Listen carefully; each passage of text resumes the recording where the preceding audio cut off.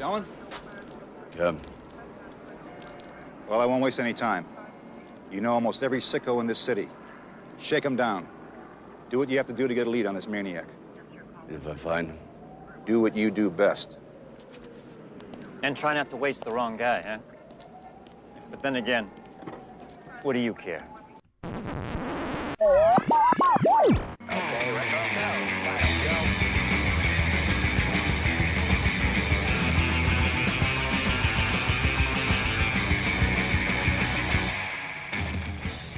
Hello and welcome. Welcome and hello. This is Wait, You Haven't Seen?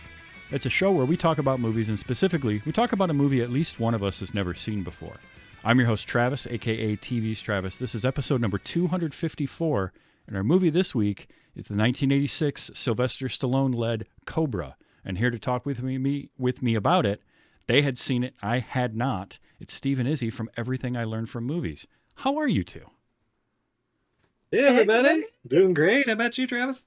I am doing quite well, actually. So, all right, Cobra. You brought this one to me. You mentioned it. You wanted to talk about it. So, what I want to get, Steve. I'll start with you. What's your history with Cobra?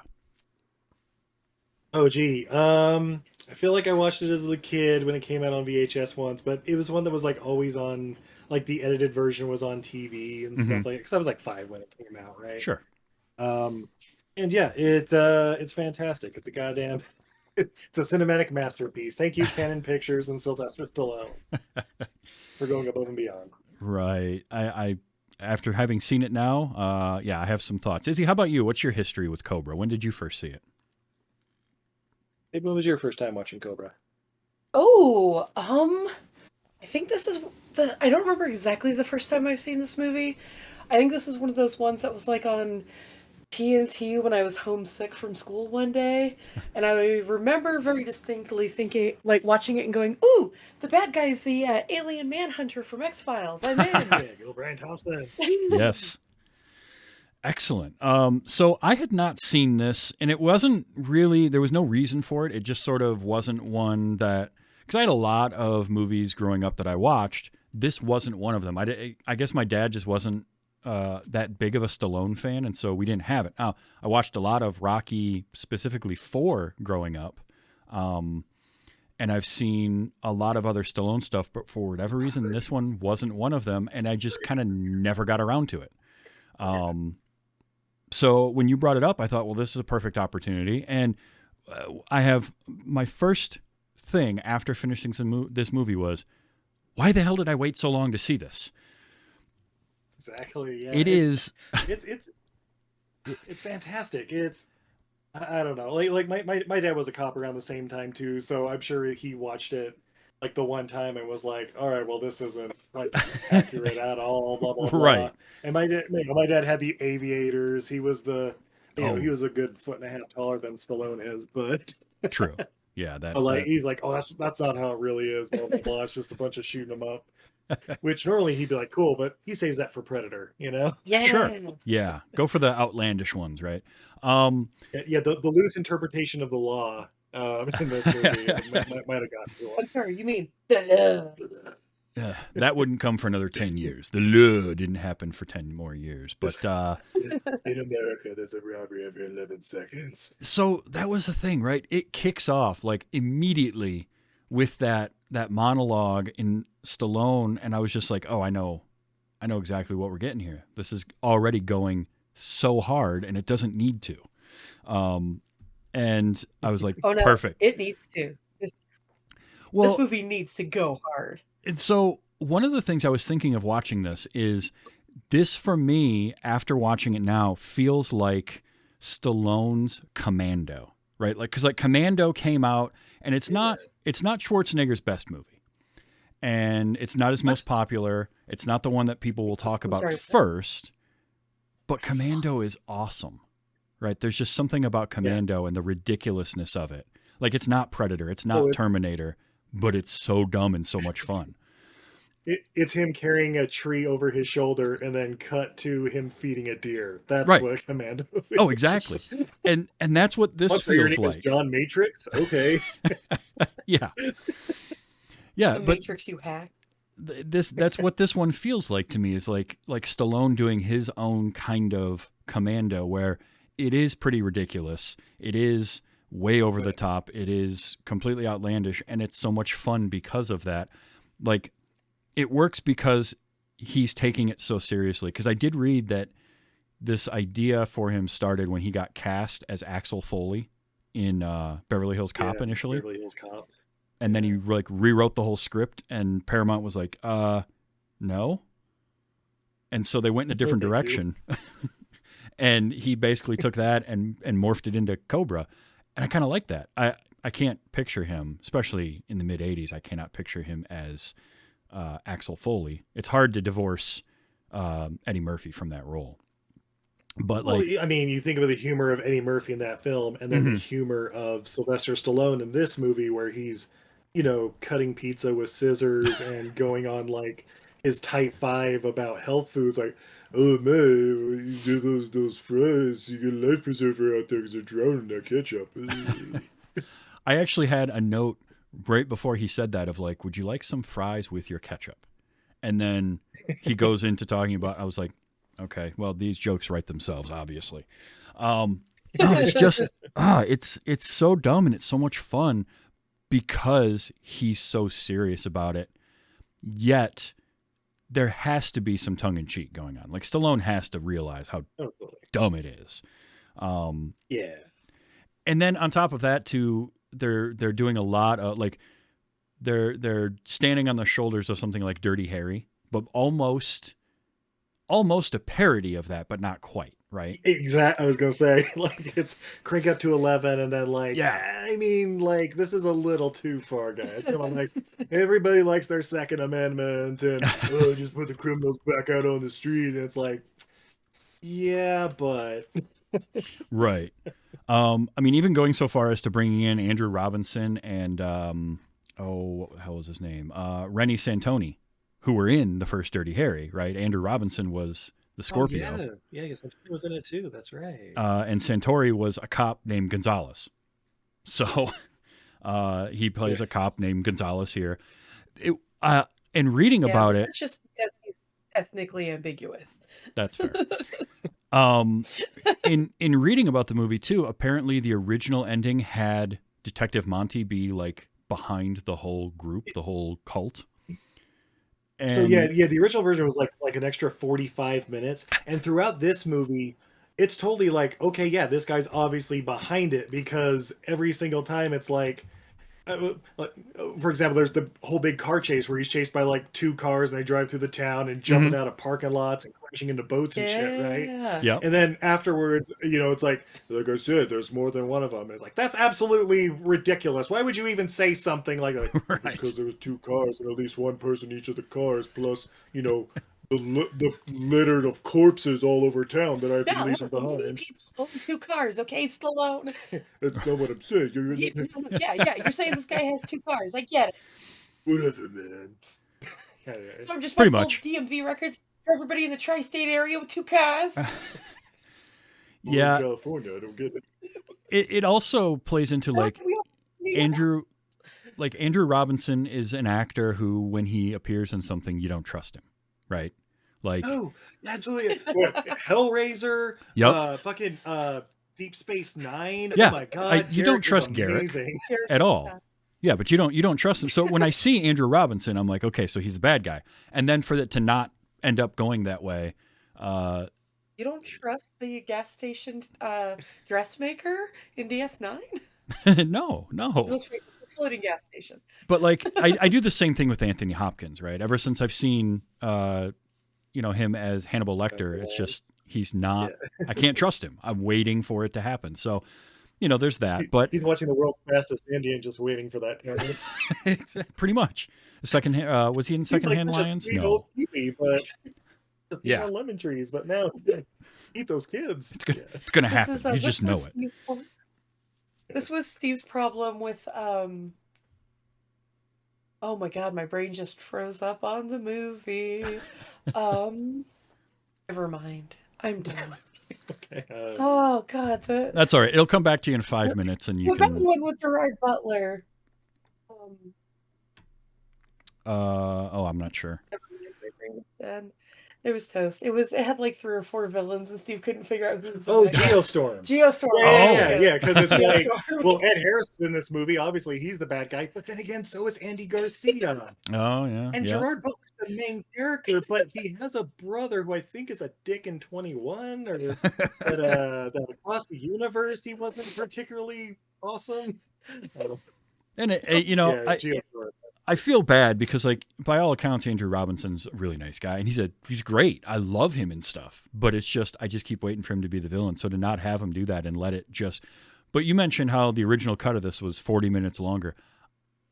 I wish we could ever see that. It's kind of like seeing the extended cut of something like Event Horizon. I don't think it's ever going to happen. Exactly. Yeah, we need the blood orgy. Yeah. But like Where's 40 the blood orgy? And character development of any sort. Stallone has no problem taking his pants off for a movie. That's true. But like 40 more minutes in trying this. to infiltrate this gang. Because there was, I guess, like more stuff with the photographer Dan, who has the sleaziest line in this entire movie. I may have captured that to play later, because it made me feel icky. But like to have the whole backstory with the night slasher, because Brian Thompson is great, but he's pretty he's a caricature. But like I just realized there's definitely got to be a lovemaking scene between Stallone and Brian Thompson in this movie, because we know Brian Thompson will kiss another guy on screen. Oh, okay. There's this wonderful movie out there called was it Hired to Kill or Hard to Kill? Hard to Kill, I believe. Where there's a scene of Brian Thompson kissing Oliver Reed. And interesting. That's like the least weird thing about that action movie. Guys, check it out. That scene actually makes sense by the time you He's trying to prove to Oliver Reed, who's obviously the bad guy because he's Oliver Reed. Right. But like, oh no, this is I'm being sincere. I'm proving my loyalty. Mwah. Whoa, okay. It's like a good no three further Mississippi questions. kiss. If you hear bird crashing in our background, we constantly are having to let our dog in and out because Mr. Sushi is an asshole. That's all right. No worries there. But yeah, Welcome Brian back, Thompson. Mr. Sushi. Brian Thompson's great though for this role. And this was kind of his first big thing, right? He had been in stuff before this movie, but this was. Well, he was in Hard to Kill where he kisses Oliver Reed. Yeah, and he was one of the how you get punks bigger than that. in Terminator, the first baby. Terminator. Oh, he was Shao Kahn. Yeah. That's right. In Mortal Kombat Annihilation, he's in. We don't talk about Mortal Wait, Kombat is this his first Annihilation. big one? Sorry? We don't talk about Mortal Kombat Annihilation. That movie Why was not? rough. Because It's like Gravita standing. that was rough. It was hard for me to get through that one. We don't talk about the CGI. We can talk about the rest. The Johnny Cage cameo. No. But yeah, Brian Thompson. The thing I like about Brian Thompson is he has such a unique look to him, and you know who he is immediately. There's just it's the way. He's not ugly. He just unique. Jaw. Yeah. I'm with Izzy in that I remember him as the alien manhunter in X-Files. Like that's the first thing that pops in my head when I see him in anything. It was such a good character. It was. And he can do because of his look and that jawline and the fact that, he's 6'2" and he's well built. He can play those silent types really well. He doesn't have to speak, but then when he does, he's got such a commanding voice too. So it's just one of those. Almost ethereal, unworldly voice that even when he plays silent characters, when he grunts and stuff, it almost doesn't even sound human. Right. If you want another movie where Brian Thompson actually gets to talk quite a bit because he's a wizard, Dr. Mordred. Yes. Oh. It's basically a Doctor Strange movie, but they lost the rights. Roger Corman. What was it? No, was it Corman or was it Roger Full Corman. Moon? I believe it's Roger Corman. Yeah, one of them. Well, they lost the rights, and so they're basically like, well, if we just change it to Mordred, it's the same thing. And it's Jeff Coombs as basically Doctor Strange. Mm-hmm. Yeah, it's fantastic. Yeah, I remember hearing about that I'm one. pretty sure it's on Tubi. I'll have to look for it because I know I've heard of it. I've never watched it. I also remember he had a small role in I Love Dragonheart. And he was in that. Yeah, he was he was a character in there. But you're right. He has that otherworldly voice. Like when his voice is so deep, so bottom heavy that it doesn't sound right at times. Like it doesn't sound like a human voice almost. And then I loved his monologue at the end. How many times did he call him pig in that final scene? Pig. Yeah. Yeah, I mean, at least 8. I mean, he just piggity, pig, piggity. Yeah, it was just constantly. He was Just great. imagine him like ordering a burger at McDonald's or something. Oh man, Lee Garlington as Nancy Stahl. She was creepy as all hell. Yeah. The thing with her is, I knew as I'm watching this, I'm like, okay, there's somebody is involved with the police. And then when they just cut to her sitting there looking up info, I'm like, oh, so that's how they know everything. Yeah, okay, well, that's cool. That was easy. and then throughout the movie, like, is someone on the inside's got to be slipping them information, and only 4 people know about it. The 3 of us, and hey, where's that chick at? Yeah, Gloria or whatever. Yeah. I do just want to stop and take a moment to appreciate, since we are everything you learn from movies, where we review bad movies and good beer. We got a very special beer. Oh, that's right. We got ourselves some SOB, Son of a Baptist. Nice. Coffee stout with cocoa nibs. From Epic Brewing in Salt Lake City, Utah. 8% alcohol by volume. Nice. That sounds really You good. drinking anything on your intro? I am not tonight. I had a little bit last night, so I'm good. Plus, I got to work. Even after all the advertising for Pepsi in the movie? Holy cow, was there corn. some product placement in this movie? It was fun to see the old labels again, though. Like, oh yeah. You remember when Pepsi wasn't all blue and 7-Eleven didn't look like it was going to attack you? Yeah. He had the old Coors cans in the beginning when he grabs the can of beer, cracks one open. Yeah, you remember when Coors was beige? Yeah, vaguely. There was so much product I mean, it still placement, tastes beige, but yeah, it definitely tastes beige. That's a good way to put it. But I was surprised to see both Pepsi and Coke. That one, I wasn't ready. Like you got to get all them advertising dollars. I guess, you know? Yeah. Well, Canon needed money, right? They needed all the money they could get. This was because Canon produced this with Warner Brothers. They had a 2-picture deal with Stallone, so they did this, and then one that I had seen before, which is Over the Top. It came out the next year. Over the Top, yeah. yeah. And neither one did enough money, and Canon ended up folding probably 5 or 6 years later. Like they didn't last very long because this wasn't the reason they folded though. No, but it didn't help. Like it was Masters of the Universe, yeah. It's because they were Superman 4 selling movies. They didn't have they weren't gonna make. Yeah. Oh yeah, no. There's lots of reasons, but like this didn't help it because they spent $25 million making this movie, which is very little today, but that's a fairly sizable budget for 1986. And like the movie wasn't. It went like straight to Stallone, right? Oh, I'm sure. Yeah. And the movie wasn't a flop.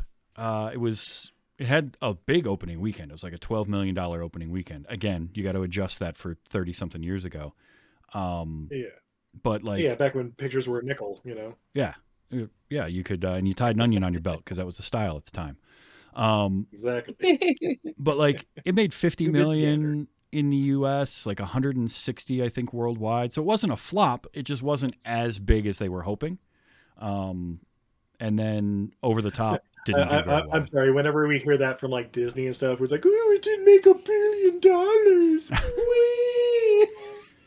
Yeah.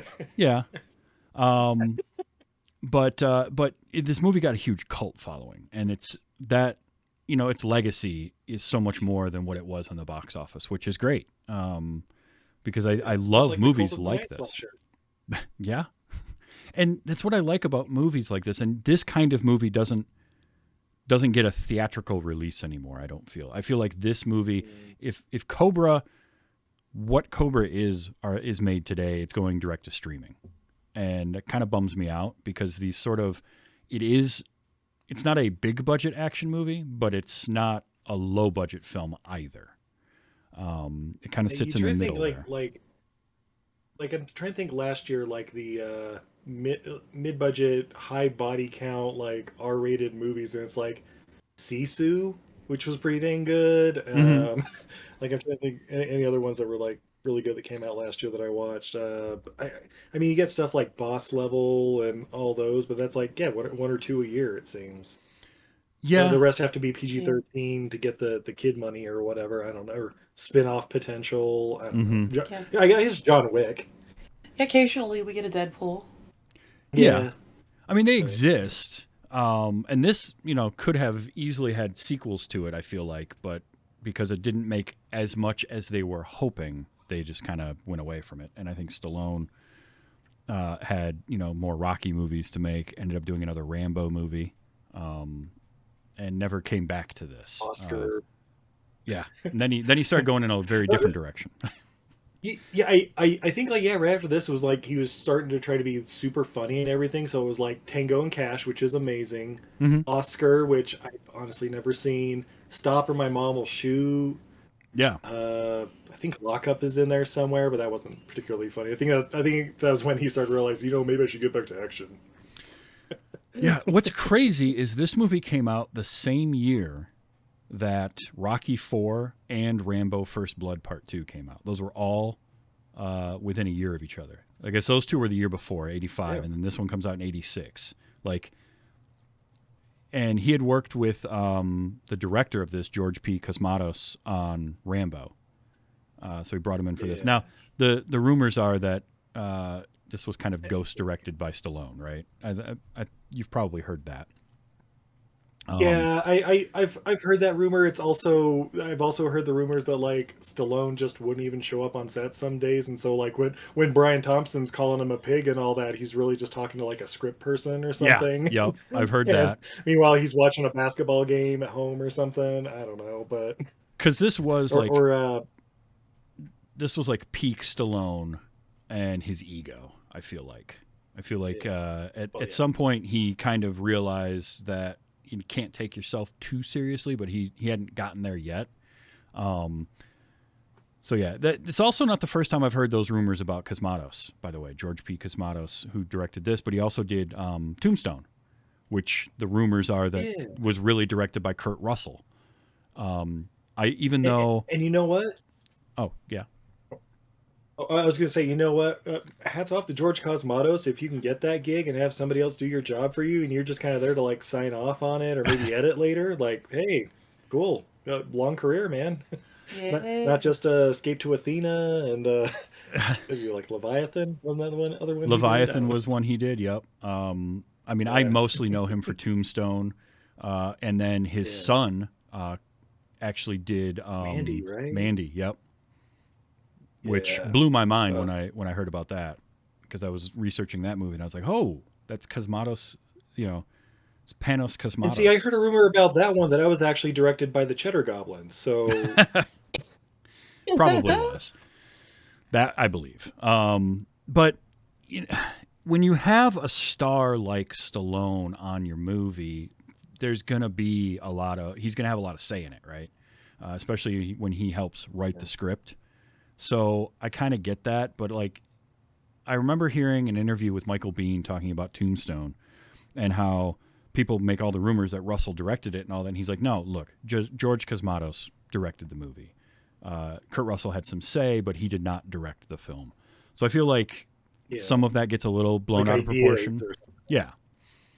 Because, I mean, we know that, like, big movie stars have a lot of say in what happens in their movies. Stars, not just actors, but, like, Stallone or Will Smith or Schwarzenegger, though that level of star where your name is above the title, you tend to have a lot more sway in what's going on the set. So I can see that. You have a very narrow, like, this is what I want my image to be. Do not sway from it. It's kind of like Dwayne The Rock Johnson apparently is kind of like that with his, like, I can't appear weak next to Vin Diesel in the Fast and Furious movies and stuff. But well, and it's not just him. Like Vin Diesel, it's the same thing. Like Jason Statham, probably. Like Jason Statham, I think, is the only. Oh, he's the one willing to take a hit. He's the only one who can be hit and can lose a fight. That's why he's the like Yeah, and We what? can't really trust the guy still. Yeah, Because because yeah, it's like, The Rock can't lose, Vin mhm. Diesel can't lose. I think Romeo can't lose. Tyrese, what? Anyway. It's funny how that can Like it work doesn't mean they're not sometimes. losers. Because the thing Yeah. about it is But- like I don't need to ego shouldn't get in your way. Look at something like Die Hard. John McClane just gets the brake speed off him in that movie. But you Yeah. love it because of that, because he feels like an actual person. I love the Die Hard movies until the fourth one. By then he starts feeling like a superhero. And he's no yeah, longer by the relatable. time he's like brushing off being hit by a car, it's like, okay, here we go. Yeah. Well, it's like the first couple Fast and Furious movies. Honestly, they really don't go full superhero until the like last chase of the fourth movie. Yeah, and then that's after true. that, it's like, well, I guess they're Superman When now. they jump the Letty. Yeah. No, it's the tunnel thing when he just Oh, that's jumps out of the right. car into the other one, and I'm like, no, okay, Oh. that's the moment. Well, I'm about to embark on watching the entirety of the Fast and Furious franchise, save for the first time, save for the first movie. I've already seen that one, but I haven't seen any of the others, and I'm about to. Rewatch it, So- refresh yourself. Yeah. Like really Yeah. begin from the beginning. Oh, yeah, Have I'm some going to. Gatorade handy Yep, because 100%. you're Yeah. gonna sweat. Also, all right, so a few years ago we did Living Life a Quarter April at a time. Nice. And we did all the movies that were out at that time up to 9. 8 because 9 To 8. 9 wasn't coming out yet. It was in 2020. That's right, it was in 2020. Yeah. We discovered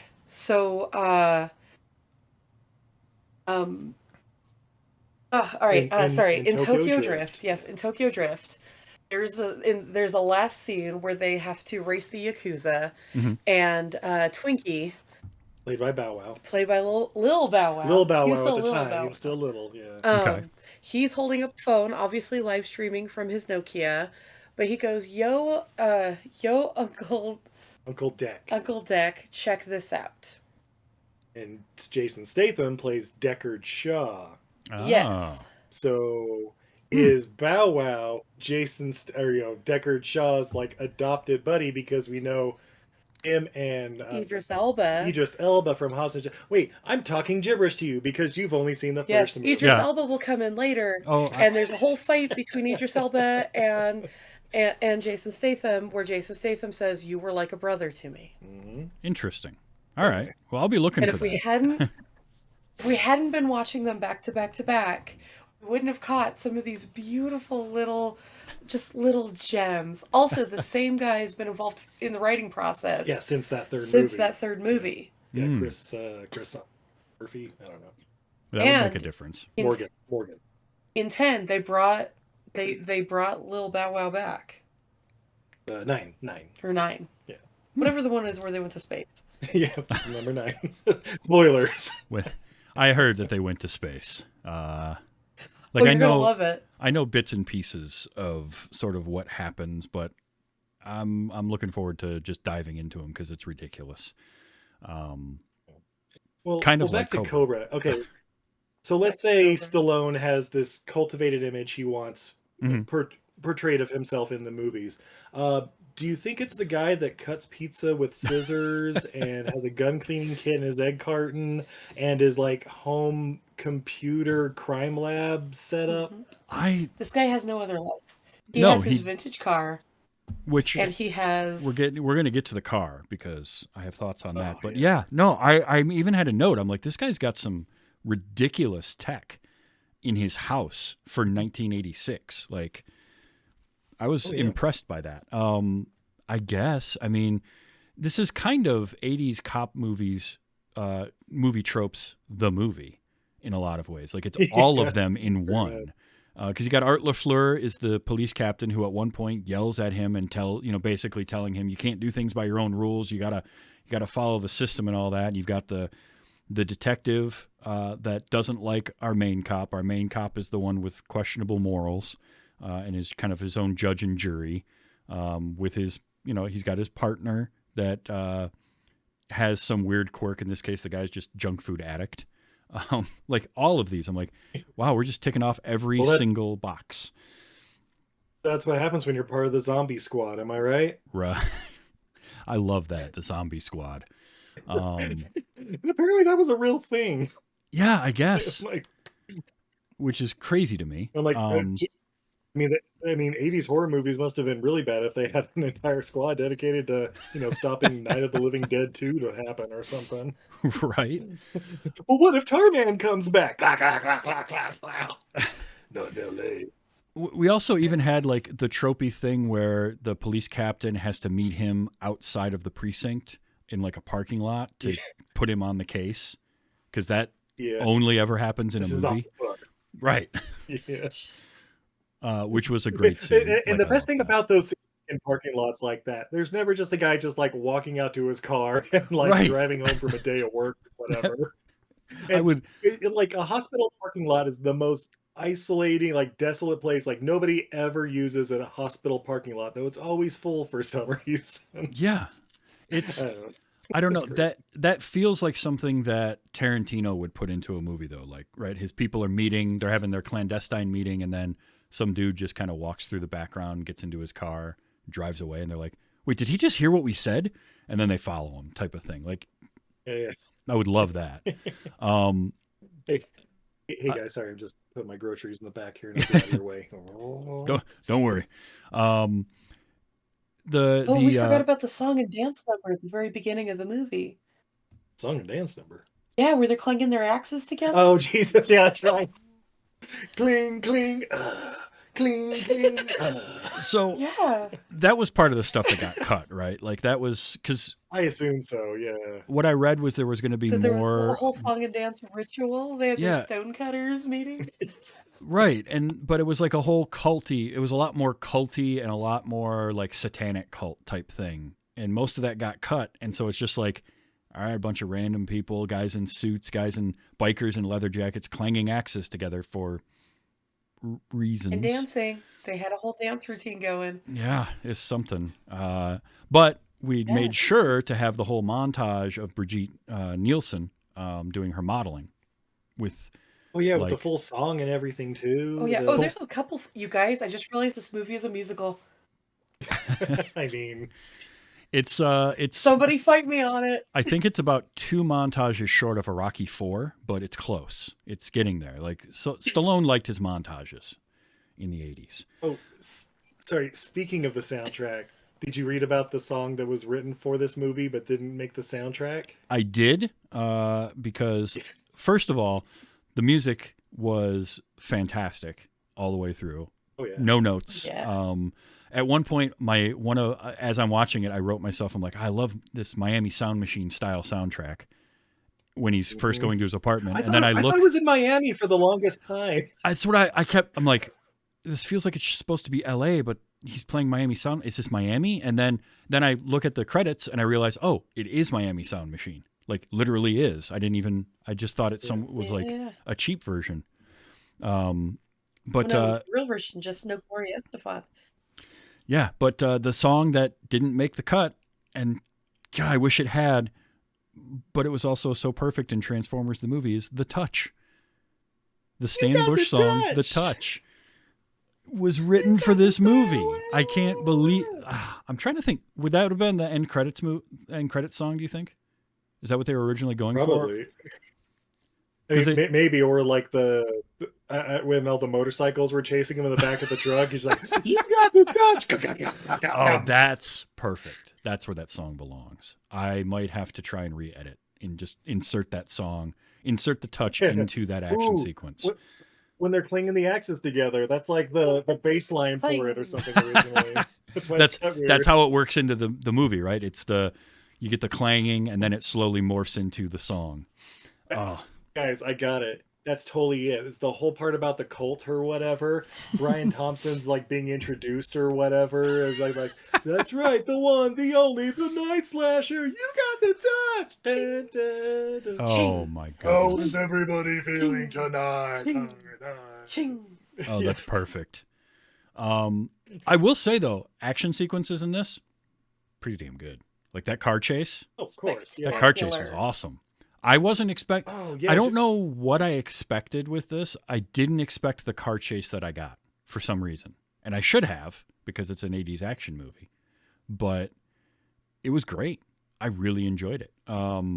in his car. Yeah, I it's want not that. often you see a lead sled like a 50 Mercury jumping off like the second Yeah. story of a parking lot right onto the road and spinning off of a boat and Oh yeah. shooting in between and hitting that nitrous like he's in like he's in fucking Fast and Furious. I think, in fact, my note was like somewhere along there was, of course he's got nitrous in that car. Like I shouldn't be surprised by that, but for some reason I am. I don't know why. I love the 180 spin, blow up the truck that's chasing him, and then Jay turn back out of it and just keep going. Like that was amazing. We call that the reverse Rockford. Yes. Yeah. It was so good. That car apparently was Stallone's. Oh yeah. Yeah. Again, the carefully cultivated image that he wants of him in these movies.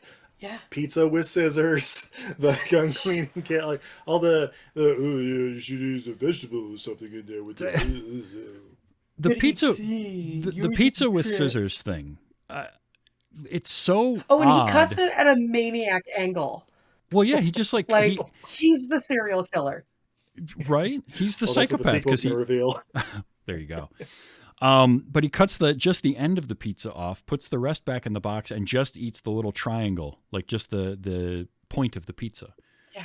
Yeah, it's the portion size, I guess. Portion control. I suppose. but he's gonna end up with just crust left. Like I don't know. And this is a psycho move. If you had done this early in dating, you would not be together. Hey, guys, if you want to find out if she's the one, try it on a first date. See what happens. Right. We Do get you guys have any scissors to cut your pizza? Sir, this is Domino's. How'd you expect me to eat this pizza without any scissors? Also, guys, Oh, sorry, Cobra. I think you just got insight into Izzy's dating that I assume it's Domino's on the first dates. It's a classy joint. What can I say? I thought it was hilarious. Wait, Travis, was this guy? Oh, go ahead. Cobra's name actually Cobra? It was Cobretti. Marion Cobretti, which is a great name. Yeah. And I love the story behind why he wrote him with that name, because John Wayne's given name was Marion, and Marion Michael Morrison. Most of your action star characters are Johns, so he made his a Marion. But yeah, I love I was always hoping for a tougher name like Alice. Oh, Stallone, when you try to be funny. He's so quirky. I know. That's what you were talking about. He has this carefully curated image of who he is. Stallone is continuing this character into the Expendable series. Oh yeah. With his weird ring obsession and big time. Yeah. His leather vests and guys, the Expendable series might be one of the most homoerotic series I've ever watched. I love it so much. Well, to the point where, what was it, the end of the second one where Jet Li and Arnold Schwarzenegger imply they're a couple? Yeah, I think so. Was it? Okay. All right. we just watched Expendables, the fourth one. Yeah, Expendables. And when I say homoerotic, I'm not saying that in a bad way. Yeah, I'm saying that in a joyous way.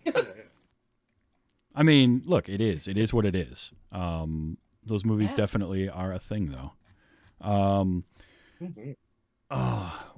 There was a couple of character actors in this I recognized, by the way. The guy in the beginning, because that opening at the supermarket, awesome.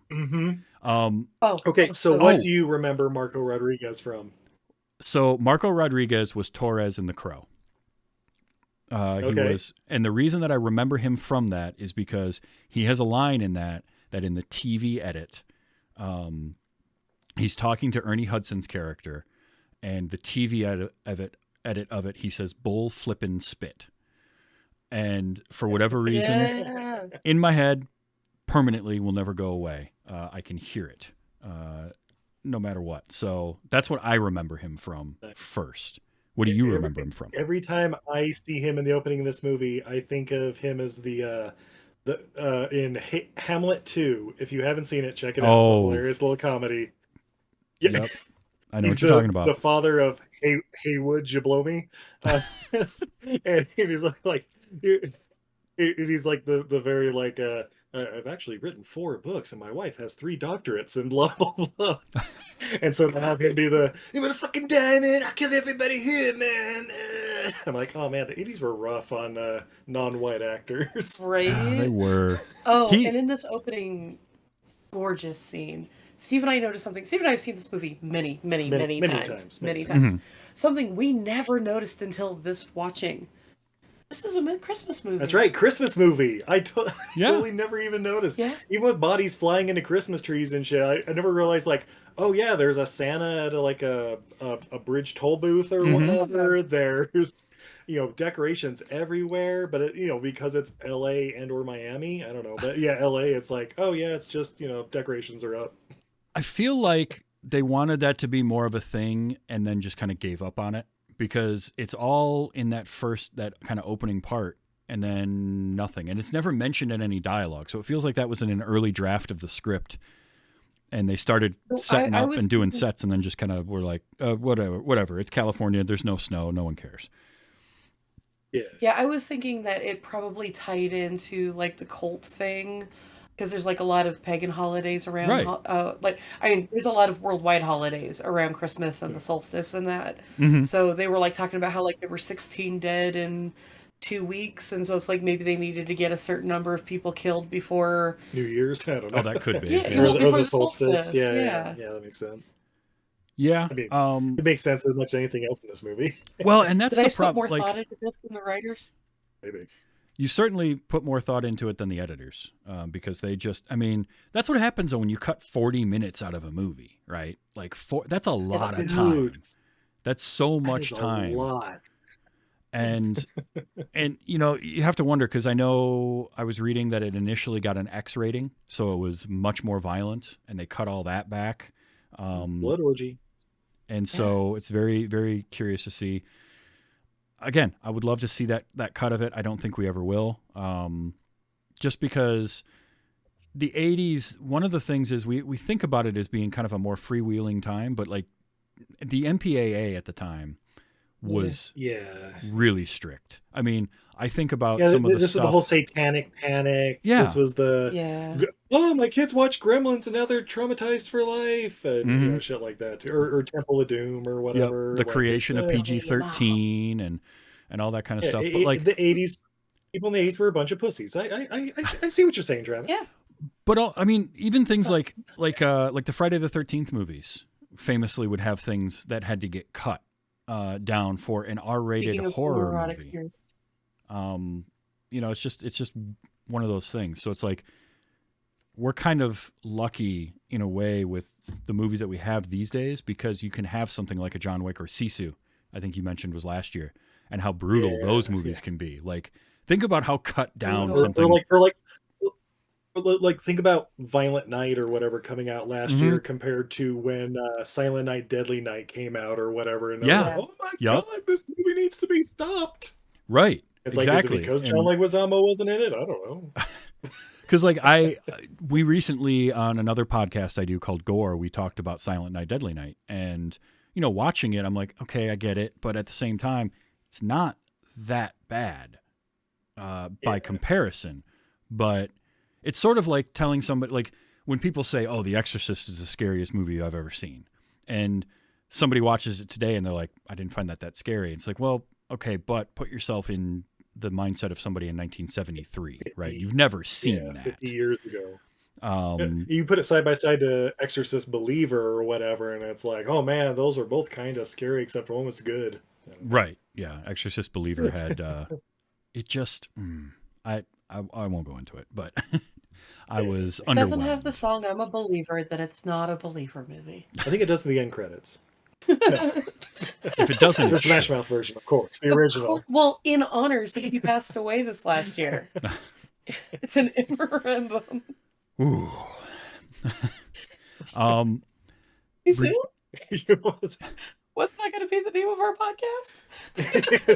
Too soon, the podcast. Too soon, the podcast. I love it. Brigitte Nielsen is fine in this. She was married to Stallone at the time, right? Is this when they were married? Yeah. I think the year that they were married. It was either they were dating while it was filming and then married and then divorced by the time Rocky IV came out or some shit. It was a weird time, man. The 80s a lot of coke. Look, this movie doesn't really have any strong roles for women, let's be fair. She just needs to be pretty and a damsel in distress, and she does an excellent job at that. Yeah, with a really horrible wig, though. I could not get past that. And I think Every scene she Several has horrible wigs. so many Yeah. bad wigs. I think it's just because I'm so used to her with the different haircut and seeing that it didn't feel right. Like nothing about it seemed good. And then you see her with her natural hair as a wig in her photo shoot, which again, the whole photo shoot scene, because of how much got cut, there had to have been more going on there, but that just felt weirdly out of place. Yep, Angel in the City. But when you say there had to be more going on, are you talking about the sex robots? Yeah, okay. The fucking, What the were robot. those? So, Like, why is she doing a photo shoot with Robbie the robot? so my wife has been binging Project Runway or whatever during her illness this past week. Okay. And so like during the montage and like all the robots and stuff she's posing with, I'm like thinking of like the challenge where it's like, okay, I need you to make a cocktail dress or whatever inspired by these robots, and it shows like the shot of like 7 or 8 of them at the end of the Make it montage. Yep. Make it work. If anybody needs to hear this, the first 20 seasons of Project Runway is streaming like everywhere. I've been watching it on the Cock, aka Peacock, but it's like on Tubi and all of that. Thank me later. I'll pass, but that's okay. You enjoy it. Yeah, those of You you enjoy it for tuning me. in to hear us talk about Cobra definitely are watching Project Runway. Like somebody out there is like, oh my god, thank you. I have not seen every season yet. But I do say, like, if you're looking for something long-term to binge, highly recommend Project Runway 10 times over before you finish watching Supernatural. We did do the 17 seasons of Supernatural. Give up after season 4. Would not recommend. No. We were spite watching the last like 8 seasons.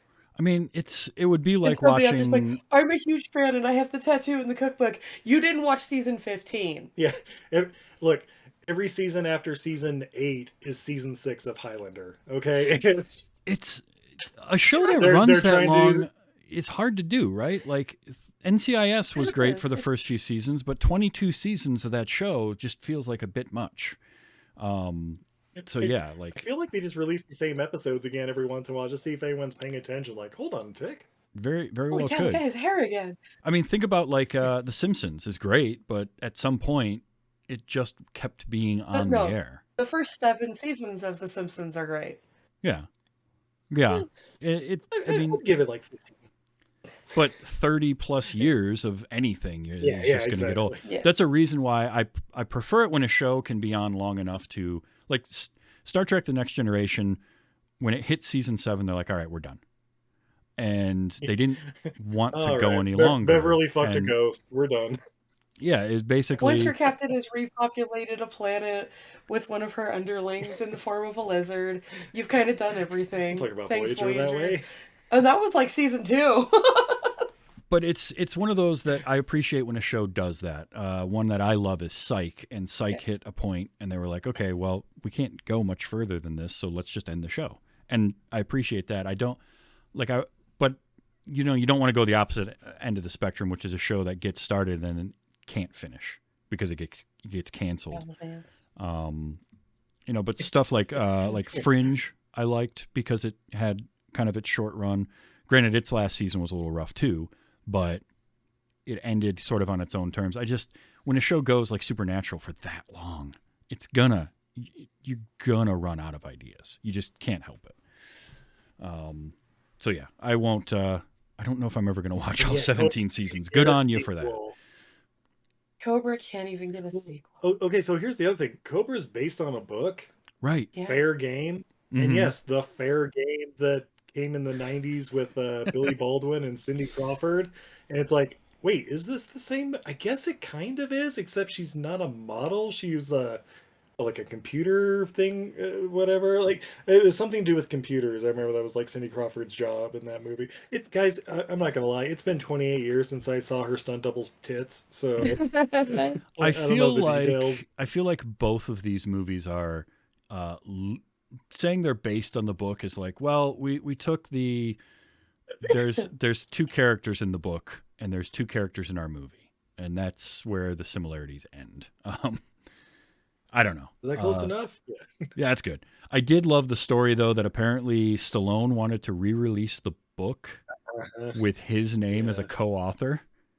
That's some next level ego right there. Like, that's pretty impressive. Not the first time he tried it, and wouldn't be the last either. That's apparently Stallone's thing. That's why it's like, yeah, you get Cosmatos on as the director or whatever, but then he'll be like, but I really directed it, so I should get paid for that too. Oh, I'm also a producer. Oh, and I wrote the movie too because I gave the ideas and like did my own, improv dialogue and stuff. So I should get a writer credit. That means I'm a screenwriter. That's right. And look, he can What write. I said here, where it said like, "Hey guy," I said, "Hey bud." So I wrote the Bible. King Rocky's version. It's weird because he can be really good. Rocky is great. I just rewatched a few weeks ago, Copland. I don't know if you've ever seen that one with him and Keitel. Ray Liotta. Ray Liotta. Yeah. He's fantastic in that. And I think some of that is. I'm gonna go ahead and argue Rocky. Rocky is a great movie. Is Rocky a great movie because of Stallone? Or I mean, he wrote it and starred in it. Yeah, Won an Academy Award. it is his script. So knowing what we know now about Stallone, do we think he wrote it? Look, I actually do. He adapted the story of the Bayonne Bleeder quite well. I'll give him that. The sequels, I mean, I enjoy the sequels, but I can see. He punches a horse. What are you talking about? Where they go to Russia and stay in the frozen farmhouse. Rocky IV? Did he punch a horse? No, he when doesn't he's punch a doing the horse. field work. No, he's doing the field work, and then he walks by the horse and he bops it in the nose. You always point that scene out to me every time we watch it. I mean, I probably do. I'm not gonna lie. When it comes up, he's like, "Oh." So he doesn't Mongo on Blazing Saddles the horse. Boom. He doesn't. I mean, Rocky IV. By the time of Rocky IV, it was just, it was a self-parody almost. But it was basically. You already peaked with number 3 with Mr. T, so it's all going to be downhill from there. I will say though, Rocky Balboa, the sixth one, yeah, 1, 2, and 3, real good. 4, I've got an affinity for because I watched it so much as a kid. But Rocky Balboa, the sixth one, is actually good. It's a good movie. That's where the big speech comes from. You get up, you keep moving forward. You get hit, and you keep moving forward. It's like, God damn, Stallone, you still got it. Because when we all know. Now let's watch Escape Plan 3. We all know from The Simpsons that Rocky 2 plus Rocky 5 equals Rocky 7, Adrian's Revenge. Yeah. Yep. But the thing with Stallone, Stallone is good. When he's good, he's really good. It's just he also makes some decisions that don't make sense, like most of Judge Dredd annoyed me. What are you talking about? That movie's perfect. Look, everything where he has the helmet on is great. Sure, but that's like 5 minutes. Exactly. But First Blood, First Blood is really is a good movie, and then the sequels became Yeah, that's the big thing, right? What you guys are saying is he had a good 3-year run where he could act. Yeah. And then after that, he was like, well, I could do Rhinestone. I've always wanted to see Dolly Parton in person. I mean, mistakes were made, right? But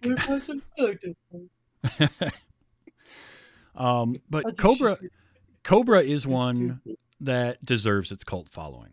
100%. Now that I've seen it, I get it. I get why people love this movie so much, because it's just that distilled down 80s action. It's like every 80s action movie boiled down into one thing, with sort of the tongue-in-cheek humor. It's also got a hell of a body count. 52, and 41 of those are killed by Cobra. He is a machine. I saw that, and I was like, I would have guessed about 20 more. I don't know. Well, at one point when they first make their assault on the house, when all the bikers come riding in, he breaks the glass open and with his handgun takes out 5 guys in 5 shots. I was like, oh, well, that's impressive. And then he gets out the submachine gun. Yeah, he turned on God mode. He's got an aimbot. Well, and then he takes looking.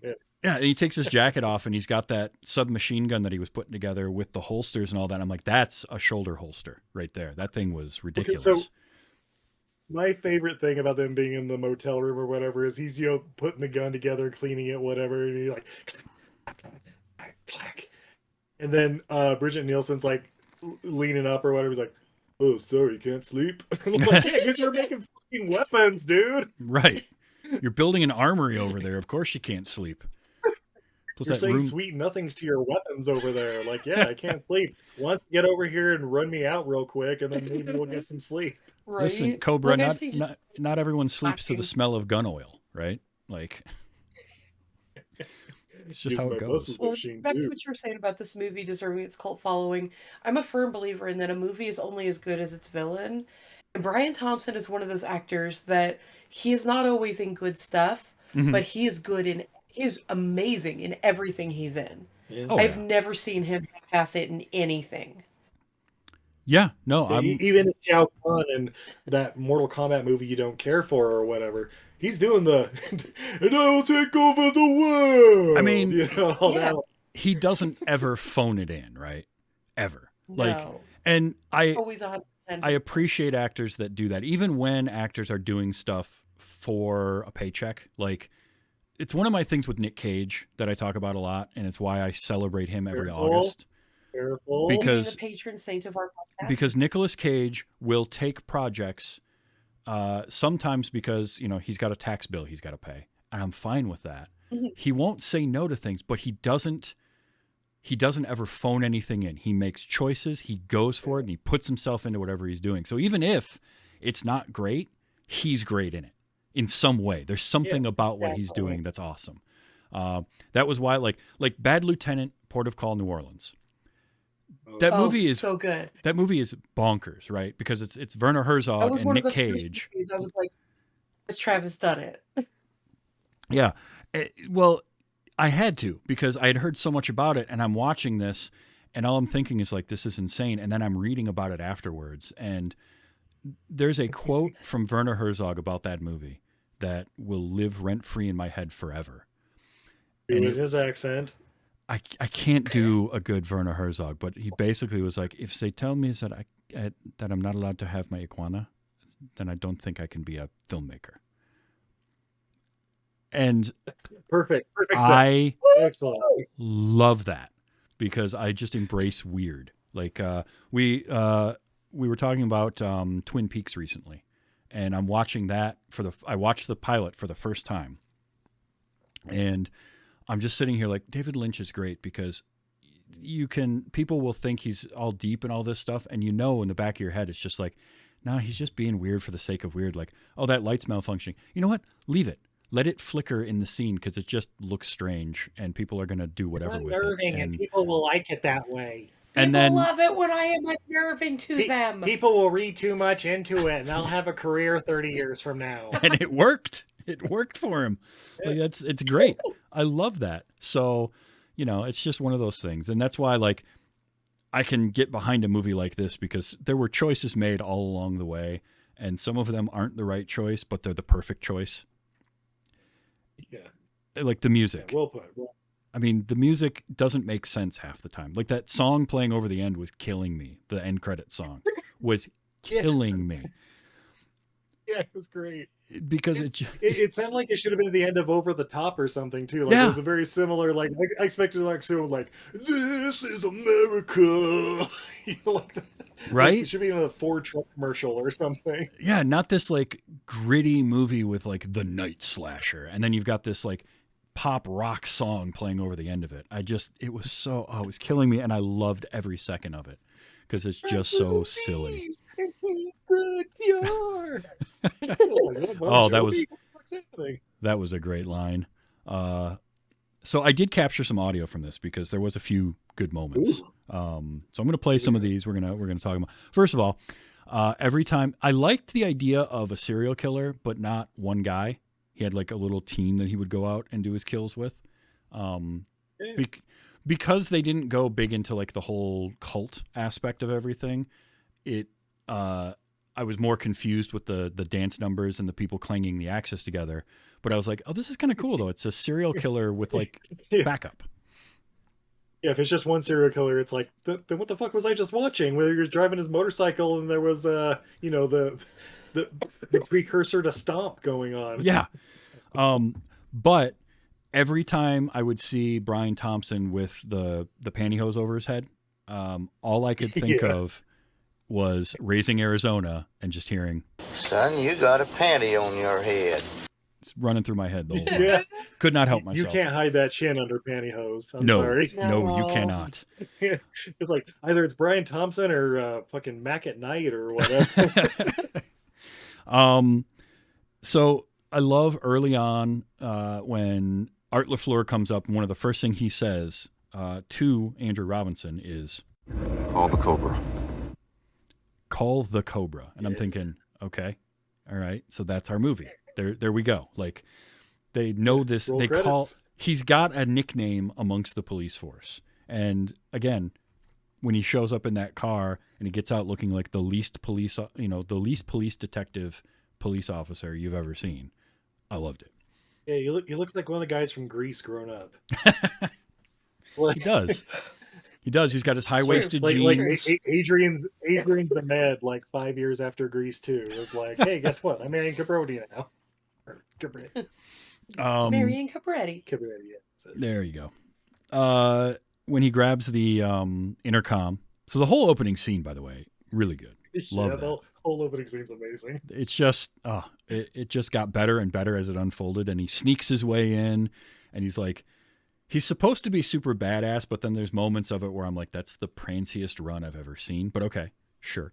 And then, Well, hey, you try running very masculinely in tight leather pants, okay? It's Oh, not and gonna be- heels. He's got those heel Oh boots yeah, on. He's yeah, got to make the- him yeah. like 5'5". those big boots, and then his high-waisted jeans. But he loved They calling hadn't people invented stretch dirtbag. yet. That's true. That's true. That's old school denim. Those things don't move. Oh yeah. That stuff Um, was hand woven somewhere in Japan, and it's probably still alive somewhere today. I'm sure. But I loved he grabbed the intercom and he just says, Hey, dirtbag. so now I've got that for a soundboard clip that I can use forever. Of just, hey, Yeah. dirtbag. I won't use it sparingly. I can say that. There were one-liners, and this is probably the best one. You're a disease, and I'm the cure.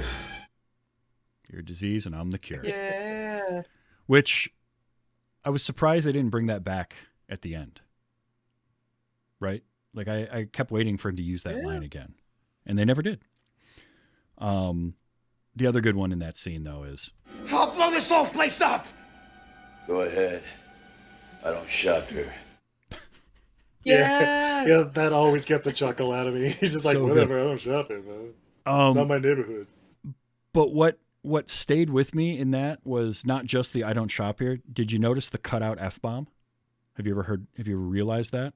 Because I isolated that. No. When he says, I'll blow this place up, listen to this. I'll blow this whole place up! He's starting to Small drop place. that, Yeah. and then they cut it. So this was an R-rated movie, right? Like, why did they cut that one? I've never understood why R-rated movies will cut F-bombs. Oh, it's the other F word. No, So- I know what it is. No, wait, it's the 80s. They wouldn't have cut that. In the 80s. Here's you They'd have played it on the radio 5 times an hour. right? Yeah. So here's the thing. You said that they had already received an X rating and had to cut it down. Yeah. They probably submitted a version with it, and they were like, "You got too many F bombs. You got to like cut it down to like 7 or something." That could be. Because like they'd already stepped over that line. They were like being sort of punished. And, the thing, too, You know, is like, the opposite of what happened to Team America World Police. right.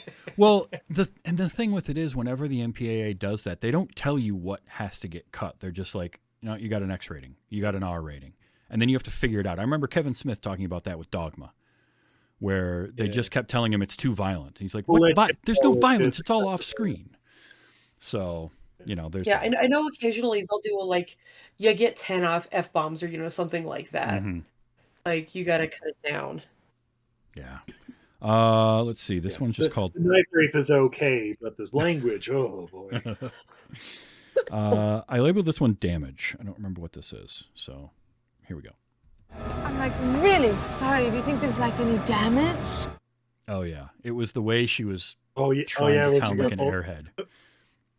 Yeah. Oh, I'm sorry. I hit you with my van. Do you think there's any damage? By the way, at that point, me and Izzy are like, "Oh, that just Drive happened. away. Drive off. Drive away. Right. Drive off." You're under an overpass. There's Yeah. a bunch of weird people in a van. Yeah. Drive away. Yep. Yeah. Guess what? You'll deal with a ding in your bumper. Right. I did like that car though. Ladies, the lady was ladies, if driving. you're listening to a podcast about Cobra, just drive away. Just drive away, ladies. Just drive away. Yep. Don't stop. Don't slow down.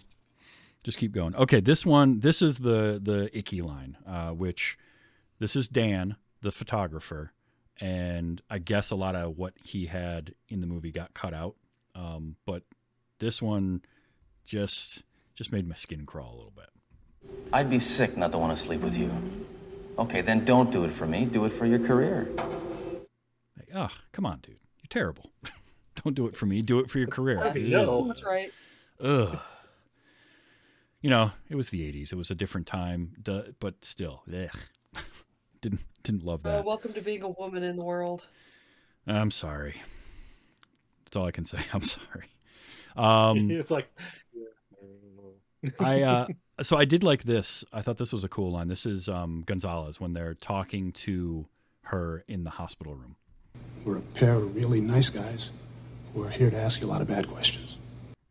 I don't know why. I just liked that. It was kind of a... That whole scene was really weird because Cobra's just kind of like lurking in the corner. I don't know if they're trying to do like a good cop, bad cop, but like all the questions that Gonzalez is saying is just kind of like, oh God. And the best thing to come out of that is the, you saw him? Do you think you could describe him for, so we can get a picture of him or whatever? And right. then the picture of the night slasher is like, I mean, it's got the big chin and like sunken cheeks. That's about it, though. You know what? I will say, after watching a whole bunch of episodes of Forensic Files, well, yeah, that portrait looked more like Brian Thompson than most of the actual police portraits released. Yeah, it's true. I'm gonna go ahead and say that's one of the more accurate parts of the movie. Yeah, up there with that leprechaun sketch or whatever. Oh boy. Got a couple more. Let's see. Stairs. Okay. Remember the health code. Next time, take the stairs. I liked her. Oh, yeah. That's the best character in the whole movie. Is the sassy nurse. The sassy nurse who's like doesn't know she's in the elevator with the night slasher and is like, "Fuck, he's supposed to be taking the goddamn service elevator. Get your shit together." As he's like. Also pulling that knife, which is this weird like almost sickle blade with like little spikes and stuff. He has shoved down the back of his pants. Is he keystering that knife? I don't know. I will say though that knife was awesome. Like, yeah, my brother had that for the longest time. Yeah, because you buy stupid shit when you turn 18, right? Sure. He had that like hanging on the wall, and then he had kids, and it's like, well, maybe I should take that down. Yeah, but it was cool. Like they custom made it for the movie, and it was we're gonna make something that's gonna be recognizable and memorable, and it certainly is because it's not like anything you had seen before. I love that. So that was really cool. But yeah, I don't know. He's carrying his knife down the back of his pants, and you got Cobra walking around with his gun in the front of his pants for most of the movie, which is never a good idea. And if ever the two shall meet, am I right? Yeah. I loved when he gets to her room, Night Slasher does, and he goes to stab her and he says, "Pretty hair." Pretty hair. Pretty hair. I noticed that this time too, and I'm like, he knows it's a wig, right? Right. That's got to be it.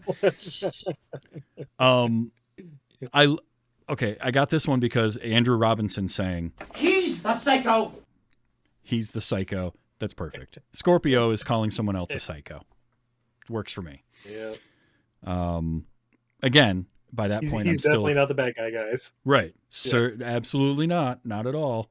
I'm glad he at least got decked at the end of the movie. Like that Cobra just punches him out. Even if he's not revealed as the actual villain, he deserved to get punched.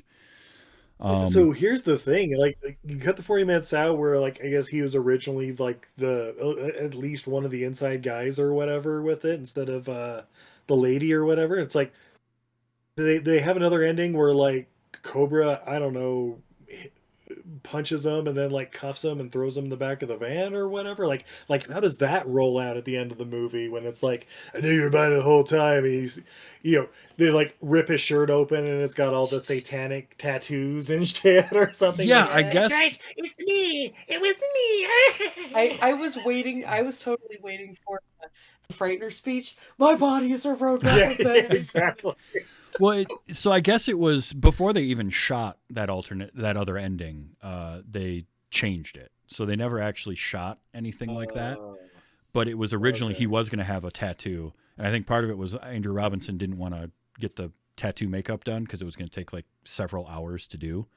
But it was supposed to be, I guess, a scene where he attacks and tries to kill Ingrid, and Cobra stops him, and that's when. And he kills him there, and they sort of talked it out, and were like, they changed it at that point. So, Okay.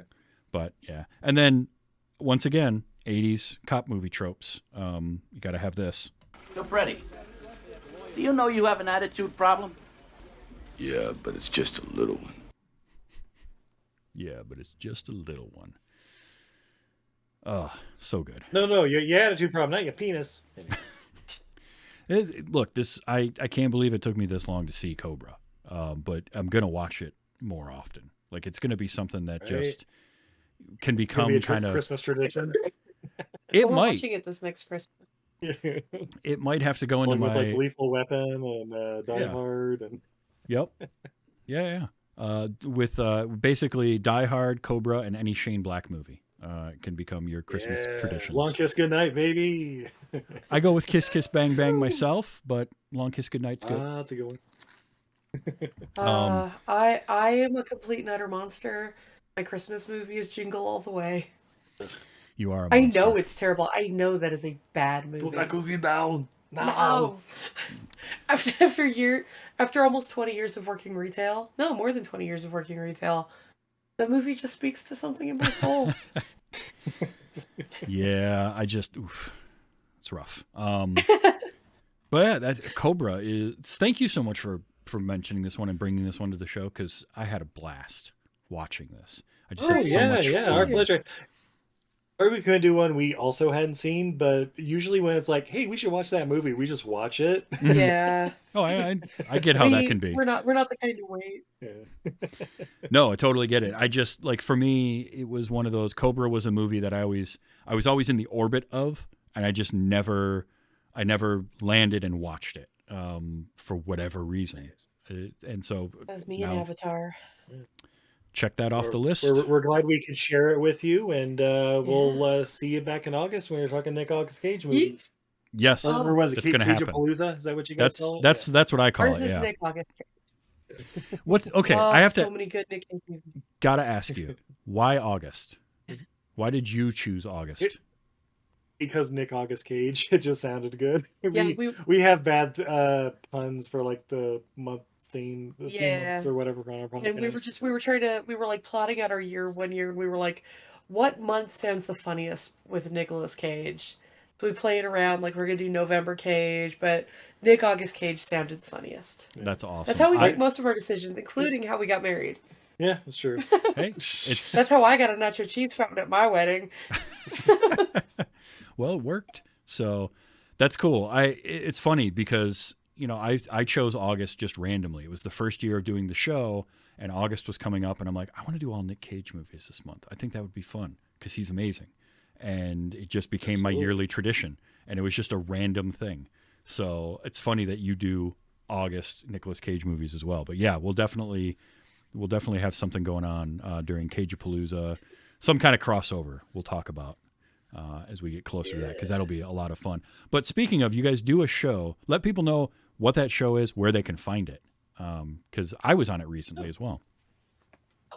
Yeah, we're on all the major podcatchers under Everything I Learned from Movies, where we talk about bad movies and good beer, basically. Bad to questionable movies. Like we almost find something to love in just about any movie. We're willing to defend almost anything. But we'll call out your bullshit too. Like even if you're a Best Picture winner, we'll especially if you're a Best.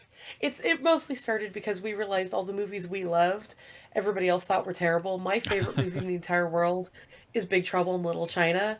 And my mother, my dear, sweet 70-year-old mother, her favorite movie to this day is A Boy and His Dog. So, which, if you haven't seen, I highly recommend. It's 18-year-old Don Johnson and a telepathic speaking dog in a post-apocalyptic world. yeah, that's one I have not seen. But Big Trouble in Little China, favorite of mine since I was just a wee little one. My dad had it on. Yeah. We had that on a Betamax tape, and I loved it from the very beginning. I'm a John Carpenter. We had it on Laserdisc. Yeah, in fact, I'm pretty I sure. still have the Laserdisc. I'm pretty sure we got it from a Laserdisc, recorded. And Yes. John Carpenter is one of my favorite directors, so everything he's made I love, and that's one of them. See, I'm the same way. I'm like you. I will find something I like about every movie. I've done. I'm back. Are we still plugging? Oh, sorry. Yes. Sorry, never mind. Nope, you're Steve fine. let the dog out. But I'm the same way in that I can find something about any movie I like. So I enjoy that about. And you just recently did a Highlander month, right? So you do like themed months usually. Yes. Usually, yeah. We did Highlander month. You joined us for Highlander Endgame, which was amazing. Thank you so much. Right now, like February, we're doing kind of a random month where we had the guest pick, or we picked for the guests with their well wishes. Yeah, but I mean, if you look back through our catalog, Yeah. some of our favorite theme months that we continue are things like April, where we do ape-themed movies. Okay. Or October. We've done like Jean-Claude Van Damme. Yeah. Nice. You know, and Jean-Claude Van January. Jason Matham. Jason Matham. Time Travel Month. Marky March. Yeah, Marky March is coming up. In the past, it was Mark Wahlberg movies, but this year it's a little different. It's going to be Mark Hamill movies. Yeah, I mean, we can mix up our marks for Marky March. That's right. Is So, one of your got that look Mark forward to. Hamill movies this year going to be The Guyver? It is absolutely. Excellent. Yeah, it's basically that area between Slipstream and like Village of the Damned, where we're kind of Perfect. focusing. Yeah. Perfect. I love it. Yeah, so we that's- fell down a Mark Hamill rabbit hole thanks to Tubi Yeah. a couple of months ago, and oh my God, you guys, Mark Hamill has so many dimensions. It turns out. yeah. He's not just Corvette Summer. Right.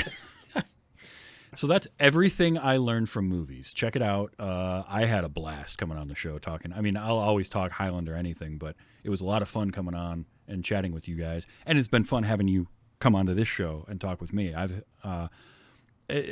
been waiting to watch this movie. I watched it and I was just like, okay, got to focus, got to gather my thoughts because this is going to be a fun It's one. a lot.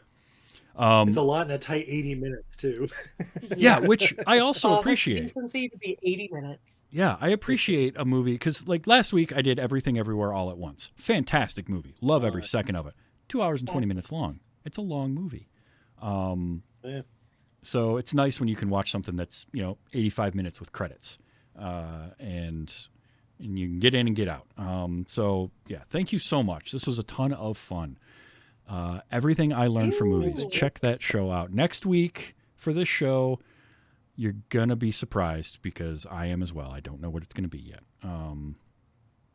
So you have to keep an eye out on all my social medias to find out what movie I'm watching and who my guest will be. But you can find me on all of those as TV's Travis. You guys are on Twitter and Blue Sky, right? As EILFM Movies, I think. It's on Twitter, Facebook, Patreon, and Blueski at EILF Movies. That's everything I learned from movies. I don't always cough my way through podcasts. Yeah, she's Unfortunately, I did get pneumonia over the winter, and then just literally the week I stopped coughing, my lovely husband brought home another cold. Oh, fun. But I swear there are podcasts where I don't cough my way through them. I believe you. I swear. It just He's pretty good at editing most of it out, though. I think it's my fault, right? Like, because the both times I've been on, it's happened. When you've come on my show, No, I was on your it's show. just been this winter. It's just been this winter in general. Wait, did he give us the virus? Yeah, we'll blame you. No, I was kidding. There you go. I'll take the blame. That's fine. Damn it. I'm far enough away. You can't do anything about it anyway. That's No, right. thank we you so travel. much. We'll come for you. Oh boy. Yeah, Yeah, okay. thanks for having us, Travis. Yeah, this was That wasn't a threat, I swear. This has been so much fun. We'll definitely do this again. You're coming back in August. I've already decided that. We'll just figure out what we're gonna. I think we've already kind of landed on a movie too, which is nice. But you'll have to wait to find out what that is. If you do like this show and you're listening to it now, and you want to help back the show in a financial way, there's a Patreon for it. Patreon.com/WYHS. You can go to my site, tvstravis.com, find this show. Find a couple of the other shows that I do. I'm doing 4 podcasts right now because I'm a crazy person.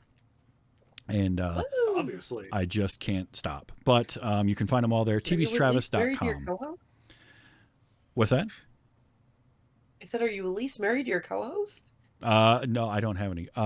Well, no. But I thankfully only have to show up for 2 of them. I don't have to produce those 2. So. But yeah, you can find all that at tvstravis.com. So until next week and our to be determined movie, Steve, Izzy, thank you so much. And everybody out there, remember to enjoy your movies and let's be excellent to each other. All right, this has been Wait You Haven't Seen.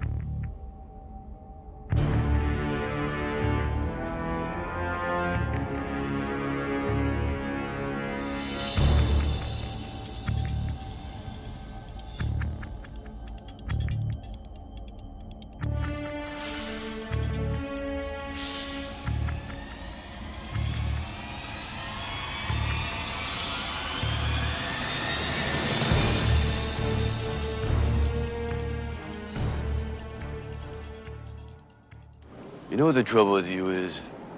You're too violent.